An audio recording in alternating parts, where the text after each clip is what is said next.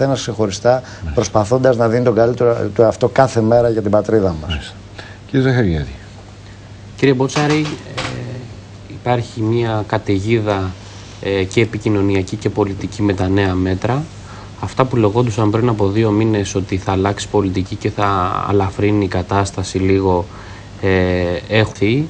Νομίζω ότι η κατάσταση στην Ελλάδα χειροτερεύει ραγδαία και ακόμη περισσότερο θα χειροτερεύσει στους επόμενους μήνες. Το ερώτημα είναι τι Ελλάδα θα έχουμε μετά από αυτά τα νέα μέτρα. Υπόθηκε και προηγουμένως, αλλά δεν αναγνωρίστηκαν οι πολιτικές ευθύνες. Έχουμε μια ανεργία η οποία του χρόνου θα πλησιάσει στο 30%, με την ανεργία των νέων να φτάνει πολύ πάνω από το 50%. Έχουμε τον δείκτη κάτω από το όριο της φτώχειας να φτάνει περίπου στο 40%. Έχουμε μια υποχώρηση του ΑΕΠ της χώρας περίπου στο 20% τα τελευταία 5 χρόνια που έχουμε ύφεση στην Ελλάδα. Πρωτοφανή. Με ποια αναπτυξιακά εργαλεία θα βγούμε μπροστά την ώρα που εκποιούν τον πλούτο συνολικά?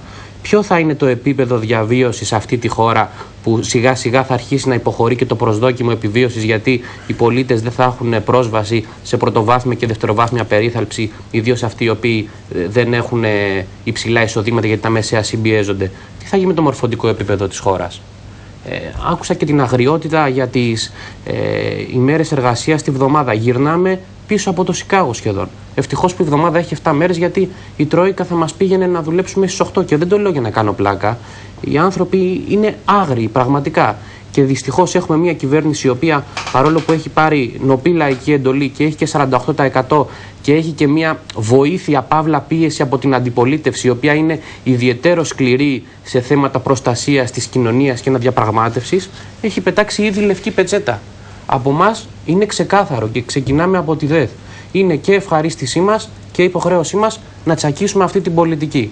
Και δεν θα πάμε πίσω σε αυτό καθόλου.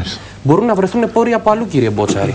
Να ξεκλειδώσουν το ΕΣΠΑ, να φορολογήσουν τους πλούσιους. Το είπε η κυρία Μέρκελ. Το είπε.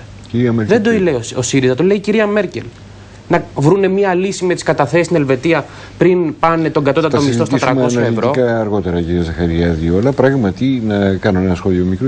Και προσέξτε, κύριε Χαϊκάλη και η κυρία Σαγρή, η κυρία Μέρκελ το είπε όταν ο κύριος Σαμαράς πήγε στο Βερολίνο και είναι και οι δυο τους μπροστά στους δημοσιογράφους και δίνουν την κοινή συνέντευξη τύπου. Κοιτώντας τον, του είπε ότι φορολογείτε τα φτωχά λαϊκά στρώματα. Πρέπει οπωσδήποτε να φορολογήσετε τους ανθρώπους που ωφελήθηκαν επί δεκαετίες από το ελληνικό κράτος.